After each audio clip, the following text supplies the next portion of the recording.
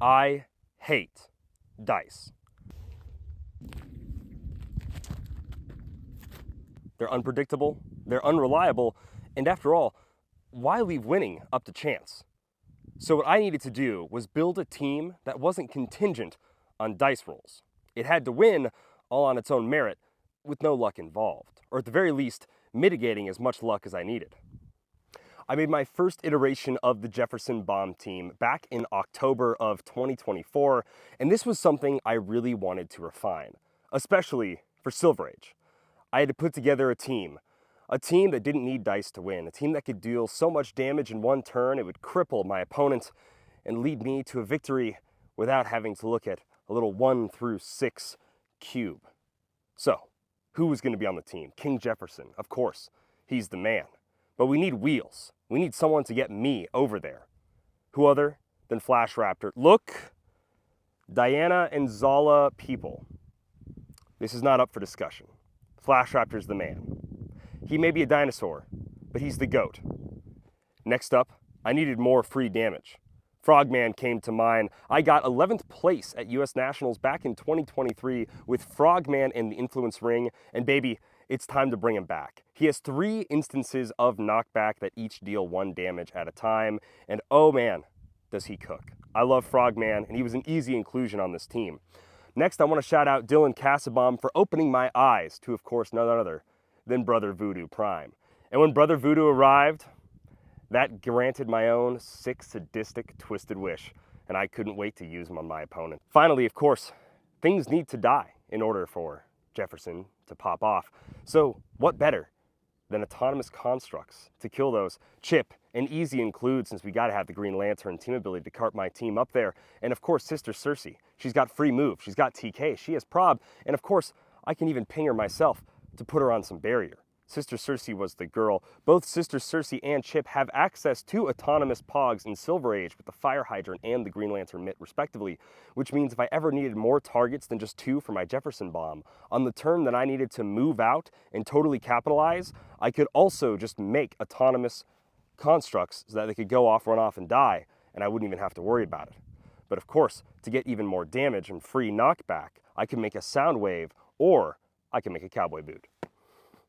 But how was I going to get through all these defenses? How was I going to make sure they could actually take the penetrating damage? They could take knockback damage. What if they had invincible? What if they couldn't be outwitted? What do I do? These powers, they're impossible to get by, save for one man.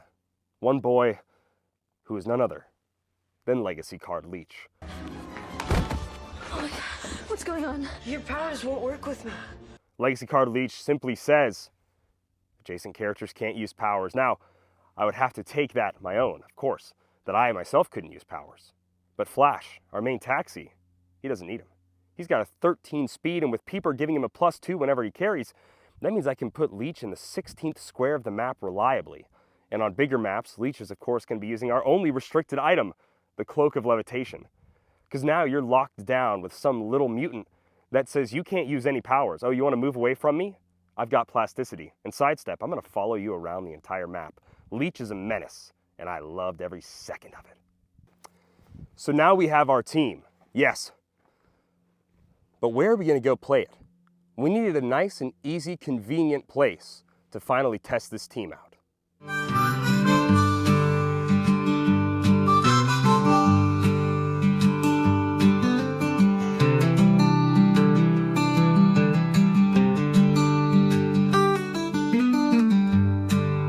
Of course, when I got here, since I foolishly threw my dice away, I kind of completely forgot that I still did need some dice in order to actually play the game, roll for super senses, and maybe the 1 or 2 off attacks I would actually make. And of course, the most important dice roll of the game, the initiative roll.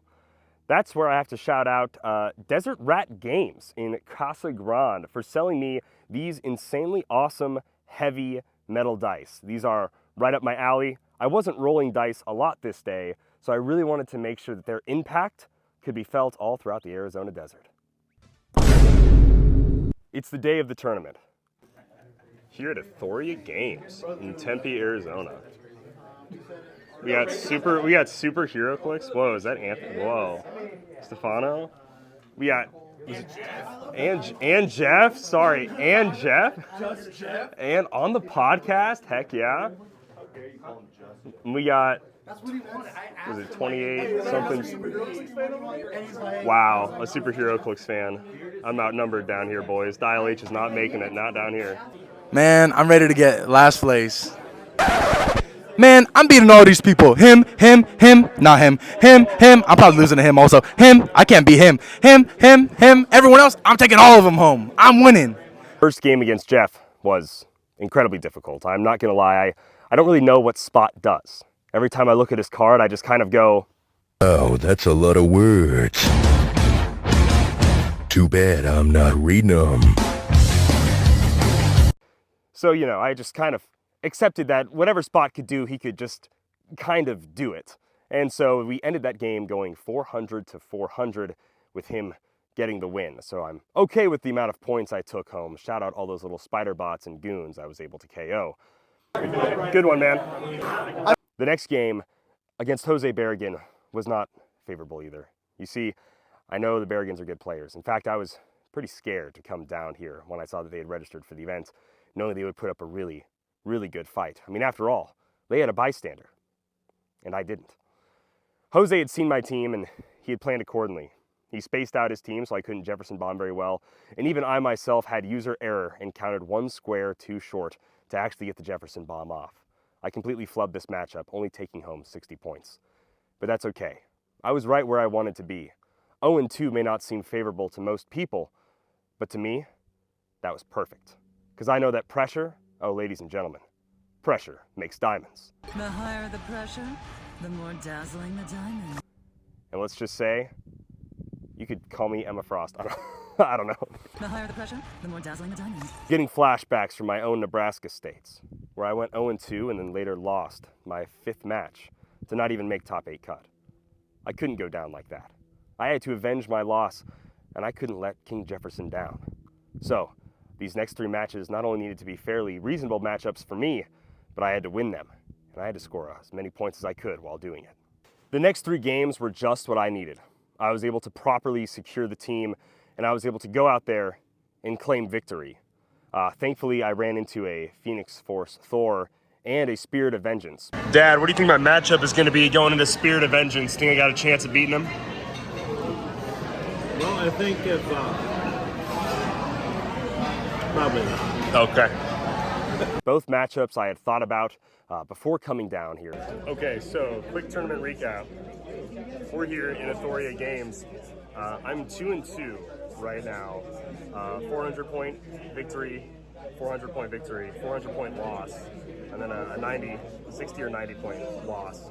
So we'll see what happens. I need to win the next game, and hopefully I should have high enough points to get me up there. So we'll see. We just got to win the next game. It's make or break. It's always scary, dude. I hate being 2-2 right now. I wish I was 3-1 right now, and I could just chill. But Diamond. we'll see how it goes. The next one is either going to be I lost and I'm going to go do something else, or we make top 8. So let's see. And I just figured once I got Leech adjacent and their main attacker can't use powers, I should be in for it. So being able to one-turn Fenix Force Thor was pretty dang awesome, and of course being able to shut down Spirit of Vengeance and not letting a single pilot come into the match was all according to my plan. After that, I was able to make top cut and see where we go from here. I don't have the mics plugged in, so I'm charging my phone. Probably doesn't sound good, but we are 3-2. 1,660 points, I think. Should definitely make cut.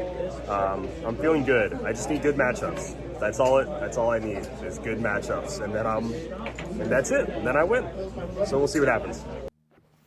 Making top 8 and feeling on top of the world from the jaws of defeat, perhaps I could still claim victory this day. A diamond. Then I finally go up against a matchup that I'd also thought about and prepared for, and that was Wakanda Hulkbuster. All right, we did it. We made top 8. We got 5th. I actually have scored the most points, which is pretty baller.